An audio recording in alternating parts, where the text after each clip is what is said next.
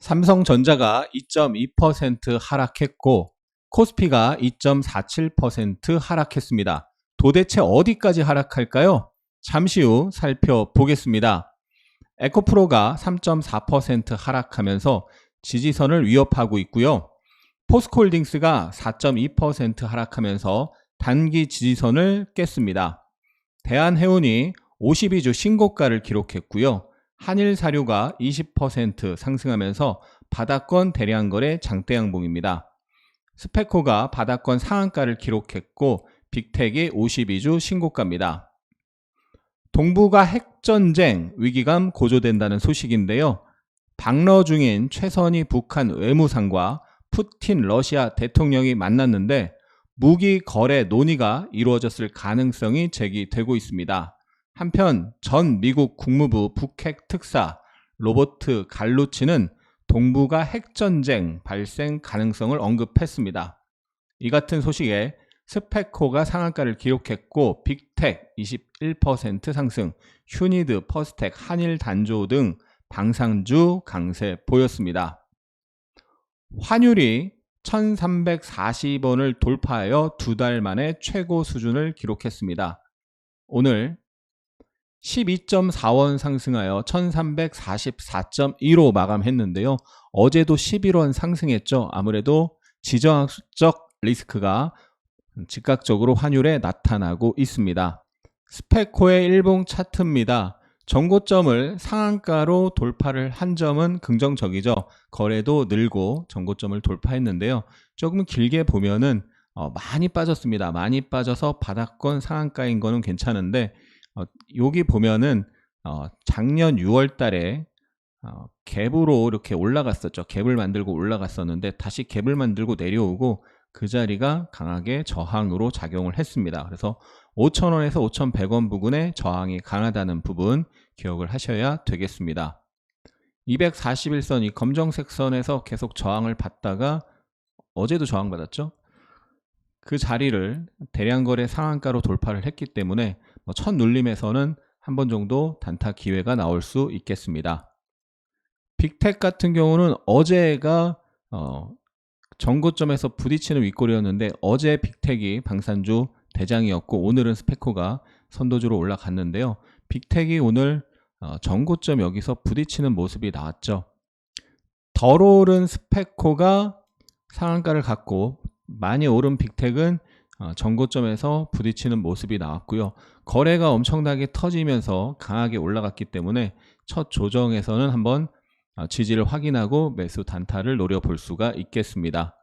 빅텍의 30분봉 차트인데요. 어제 급등하고 조정받았죠. 또 오늘 급등하고 지금 조정을 받기 시작했습니다. 그래서 이 조정 파동을 확인하고 이런 지지 나왔던 자리 부근에서 또 저점 매수세가 들어오면서 상승, 조정, 상승으로 가는지 확인을 하고 중기분봉상 쌍봉을 만들거나 고점 패턴을 만들면 조심해야 되겠죠.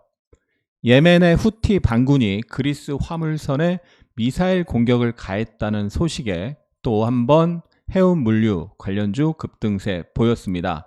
또한 지정학적 불안 등의 올해 국제 곡물 가격 인상 전망이 나오면서 일부 사료, 곡물 관련주 상승세를 보였습니다. 대한해운이 오늘 해운 물류 선도주로 17.8% 올랐고요. 하림, 흥하해운 등 강세를 보였고 사료 곡물 관련주로는 한일사료, 고려산업, 미래생명자원 등이 급등세 보였습니다. 흥하해운이 원래 해운주 대장이었죠. 그런데 여기서 많이 올랐고 많이 올라서 저항 부근에서 부딪히는 모습이 있었었고 그리고 나서 조정받고 오늘도 25%까지 올라갔지만 저항에서 윗꼬리를 길게 달았습니다. 한편 대한해운은 해운주 후발주였는데 여기 저항을 돌파하고 눌렸는데 거기서 지지가 나오면서 단기 급등을 세게 했습니다. 그래서 오늘 아침에는 대한해운이 1등주로 급등을 했다가 상한가를 잠깐 들어가기도 했었는데 이 앞에 22년에 크게 쌍봉을 만들면서 하락을 세게 했는데요. 그 쌍봉 자리 근처에서 출회되는 매물을 소화하지 못하고 윗꼬리를 길게 만들었습니다. 거래대금이 6,200억이나 터졌습니다. 이 앞에서 4,300억, 6,200억 이렇게 거래가 크게 터지면서 올라갔기 때문에 한 번에 죽을 가능성보다는 눌렸다가도 한 번 정도는 최소한 한 번 정도는 더 올라갈 가능성이 있겠죠. 조정을 확인하고 한번 저점 매수 기회를 노려볼 수도 있겠습니다. 한일사료 월봉입니다. 22년에 한번 급등하고 눌렸다가 올라오고 다시 눌렸다가 올라오는 전저점 부근에서 강하게 올라오는 모습인데, 월봉 22평 우하향 중에 오늘 20% 올랐고 내일 하루 또 올라가면은 역배열 중에 올라가고 전고점 매물이 있기 때문에 내일 올라간 이후에 추격 매수하면 리스크가 굉장히 크겠죠. 일봉상 바닥권 장대 양봉이 거래가 늘면서 나왔기 때문에 추격 매수는 리스크가 크지만 바닥에서 장대 양봉 한 번 나왔다, 첫 조정에서는 장중 조정이든 일봉상 조정이든 첫 조정에서는 한 번은 더 공략해 볼 수가 있겠고, 이틀 하루 쉬고 급등하든 이틀 연속 급등하든 급등하고 나서 추격 매수하면 리스크가 굉장히 크다고 보겠습니다. 글로벌 에너지 기업 쉘이 홍해 항로 전면 중단했다는 소식입니다. 유가 관련주, 천연가스 관련주 급등했다가 고점 대비로는 좀 밀리는 모습이 있었습니다. 대성에너지 일봉인데요. 지난번에 이 전고점 매물 저항이 있기 때문에 그 부근에서 매물 소화를 확인해야 된다 설명을 드렸는데, 어제도 거기서 윗꼬리 음봉이고 오늘도 윗꼬리를 길게 달았습니다. 이 매물 부담이 있는 거고요. 강하게 올라와서 첫눌림에서는 한 번은 이렇게 더 움직이는 거죠. 힘있게 올라왔기 때문에요. 이슈도 살아있고. 근데 여러 번 부딪히고 5위평이 깨졌을 때는 조심해야 됩니다. 아직 5위평이 깨지진 않았고요. 한성 크린텍이 반도체 공정, 초순수 설계 기술, 국산화 소식 등의 상한가를 기록했습니다. 아이큐어의 자회사인 커서스 바이오가 항비만 유전자 치료제 성과를 발표했는데요. 신약의 효능 및 안정성을 입증한 결과가 나오면서 상한가를 기록했습니다. 항체 치료제 개발 기업 파맵신의 새 경영진으로 김정규 회장을 비롯해 최대 주주인 타이거뱅크 인사가 대거 합류했다는 소식에 상한가를 기록했습니다. 연준 고위 인사의 금리 인하에 대한 매파적 발언으로 지난밤 뉴욕 증시 3대 지수가 모두 하락했는데요. 오늘 우리 증시의 반도체 관련주 그리고 네이버, 카카오가 하락을 했습니다. 트럼프가 미국 아이오와 경선에서 승리했다는 소식인데요. IRA 법안에 비판적인 태도를 보이고 있는 트럼프의 경선 승리 소식에 신재생에너지 테마가 급락을 했고 2차 전지주도 약세를 보였습니다. 에코프로의 월봉 로그 차트입니다. 장기 상승 추세는 살아있다. 그런데 단기 흐름은 5위평이 우하향의 음봉 진행 중이라 약한 흐름이고, 잘못하면 월봉의 22평 전저점 근처를 갈 수 있다. 전저점이 월봉상 전저점 49만 9천 원, 약 50만 원인데요. 22평은 48만 5천 원, 50만 원에서 48만 5천 원 부근 갈 수도 있다는 거죠. 월봉 흐름상 최악의 경우 갈 수도 있다는 건데, 일봉 차트를 보면 깨지 말아야 되는 자리가 있습니다. 바로 이 자리인데요. 11월 1일 저점 59만원 부근인데, 그 자리가 왜 중요하냐. 작년에 상반기에 급등하다가 5월달에 조정이 나왔을 때 조정을 거치다가 여기 저항을 받았던 자리인데 돌파 양봉이 나왔습니다. 기준 양봉이 나왔던 자리이고 기준 양봉 직전에 저항을 받았던 자리죠. 그래서 그 자리가 반대로 저항을 받았던 자리가 지지가 될 수 있는 자리고, 그래서 거기서 지지가 나오고 단기 급등이 있었습니다. 그래서 거기가 하나의 기준 자리가 되는 거고, 거기서 12월에도 지지가 나왔고 1월 초에도 거기 바로 위에서 지지가 나왔습니다. 오늘 거기까지 밀렸죠. 이 자리가 깨지면 아까 월봉상 그 자리를 보러 갈 가능성이 커지는 겁니다. 주봉 차트인데요. 강하게 하락하고 반등했는데 반등이 약하고 주봉이 5위평 아래에서 계속 움직이고 있죠. 그래서 이 자리가 깨지면 하락 반등했다가 반등이 약하게 나오다가 지지가 깨지면 그 다음 지지를 향해서 갈 가능성이 높은 상황인 거죠. 그래서 이 자리가 깨지면 추가 하락 가능성이 커지고요. 깼다가 또 바로 빠르게 회복하면은 이게 개인 매물 털기 휩소가 되면서 다시 상승할 수도 있는데, 그거는 나와야 아는 거고 그거를 기대하면 안 되는 거고요. 빠졌을 때는 일단 기다려야 됩니다. 예단하지 말고 확인을 해야 되고, 깨졌을 때는 추가 하락이 더 나올 수 있다. 근데 이내 회복을 하면 개인 매물 털고 올라갈 가능성이 생긴다. 이렇게 생각을 하고 확인해야 되겠습니다. 포스코홀딩스의 일봉 차트입니다. 최근에 여기서 미니박스를 형성했었죠. 그리고 최근에 미니박스 하단에서 연속 도지가 나오면서 좀 버티는 모습이 있었는데, 오늘 시장 급락과 2차전지 전반적인 약세 겹치면서 지지선을 깨면서 하락이 크게 나왔습니다.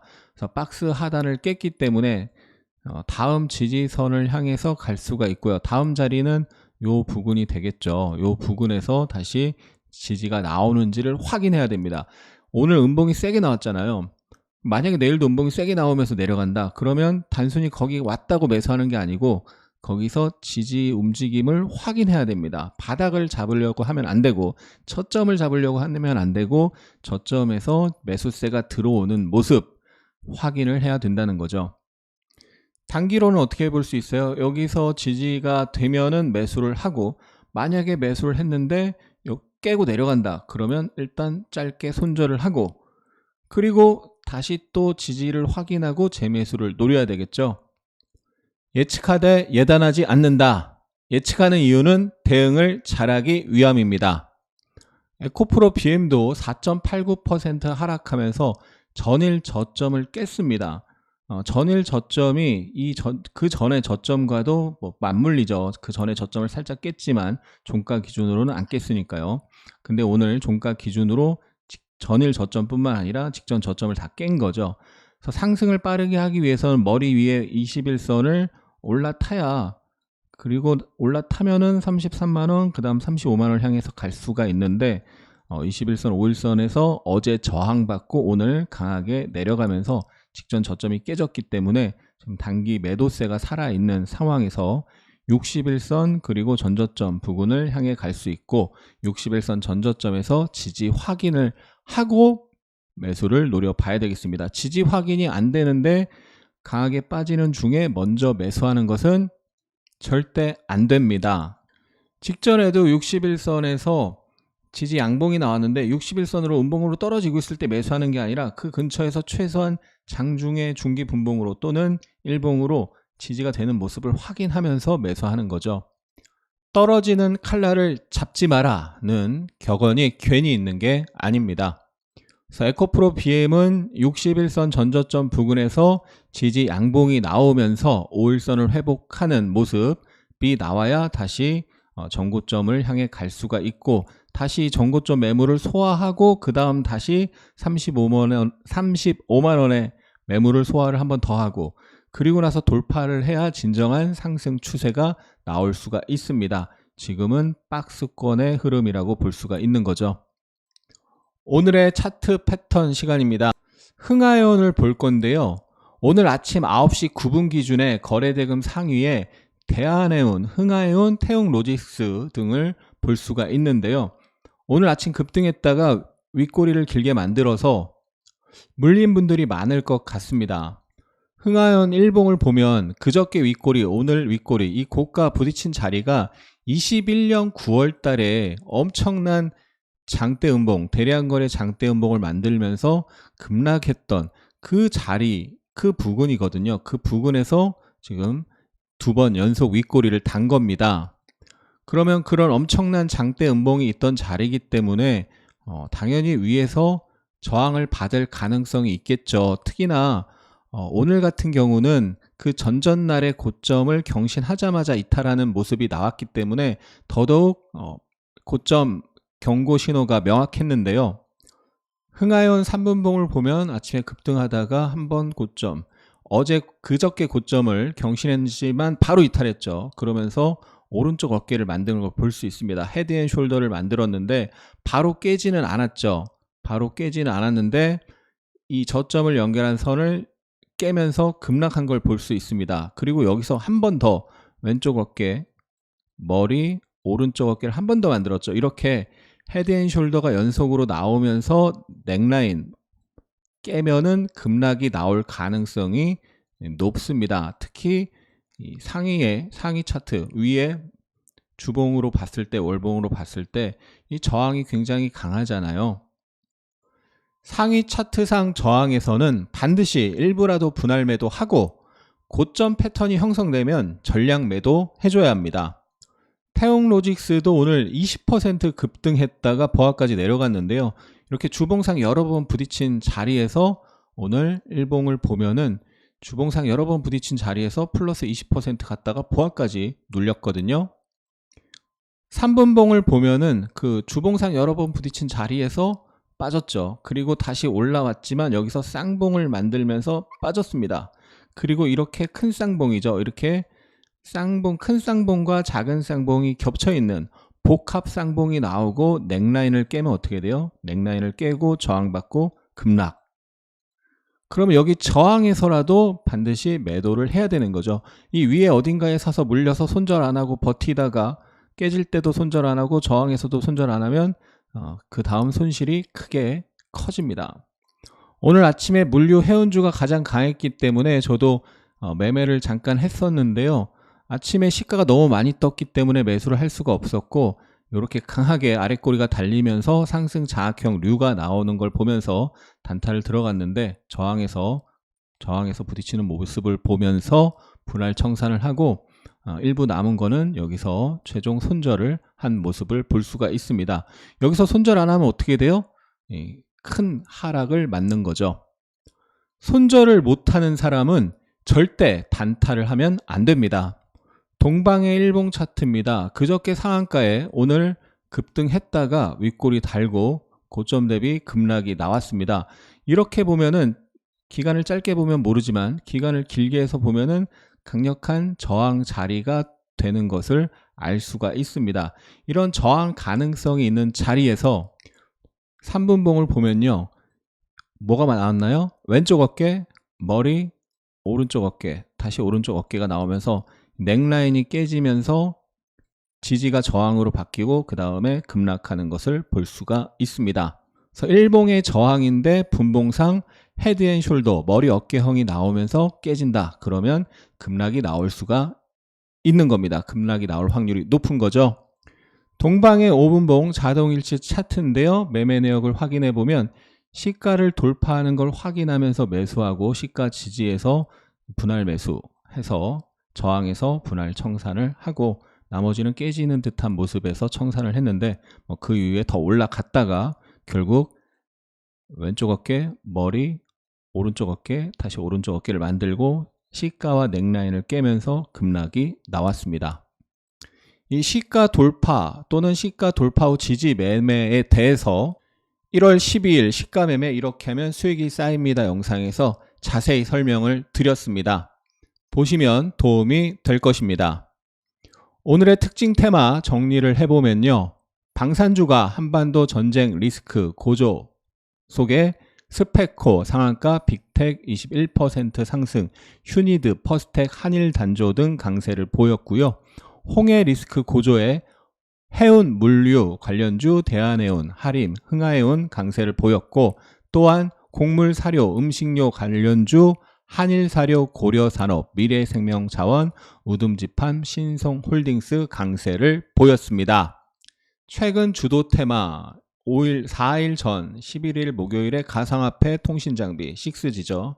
해운물류 로봇, 통신장비 6G, 물류 해운, 로봇 6G, 오늘은 방산 해운물류 곡물 사료입니다. 어제 이 화면을 보면서 물류 해운이 이틀 강하고 하루 쉬었는데 오늘 다시 움직일 수 있는지 확인해 보자. 이렇게 어제 방송에서 말씀드렸는데 오늘 일제히 급등이 나왔네요. 테마주, 급등주, 단타, 데이트레이딩 하시는 분은 이 매일매일의 주도 테마가 어떻게 바뀌는지를 계속 보다 보면 감이 좀 생깁니다.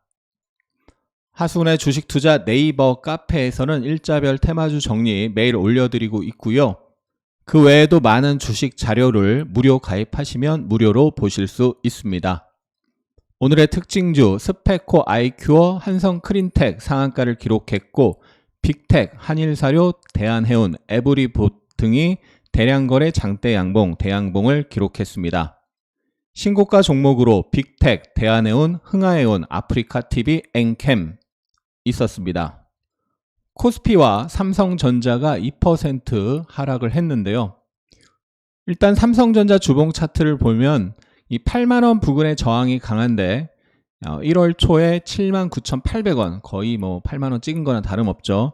8만원 부근에서 윗꼬리 음봉을 만들면서 그 직전의 양봉을 대부분 감싸 안는 하락 장악형 비슷한, 정확하게는 하락 장악형은 아니지만 거의 감쌌기 때문에 하락 장악형 류라고 저는 부르는데요.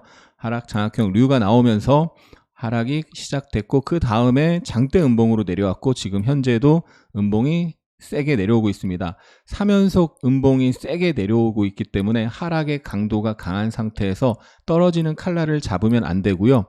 이 주봉상 박스 상단인데 그 상단에서 눌렸다가 저점 매수가 들어오면서 상단을 돌파하고 올라갔었죠.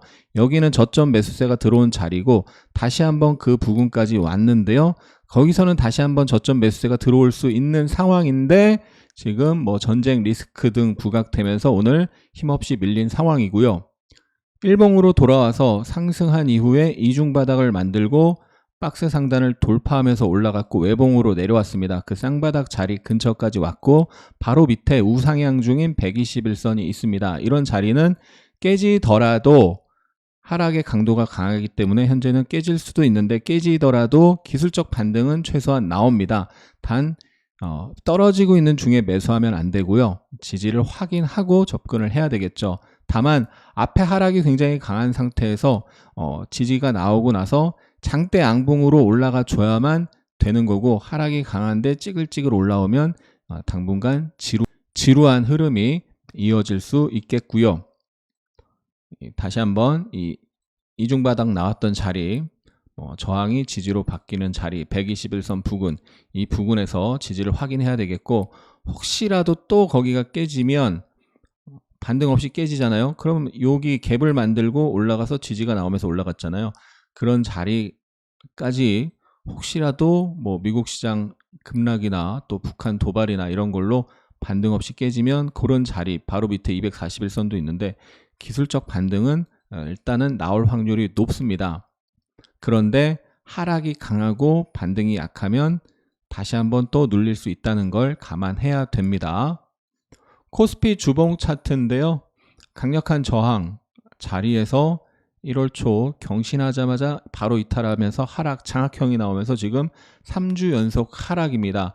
20주 이평과 60주 이평이 겹쳐져 있는 자리 노란색 선, 녹색 선, 그 부근에서는 반등이 나올 수 있는데 지금 외부 변수가 지정학적 리스크가 부각되면서 깨졌고요. 오늘 코스피 시장에서 외국인 매도가 9천억이 나왔습니다. 또 선물 매도가 장중 1조 3천억까지 나오다가 장 마감에 조금 줄어서 1조 원 매도로 끝났는데요.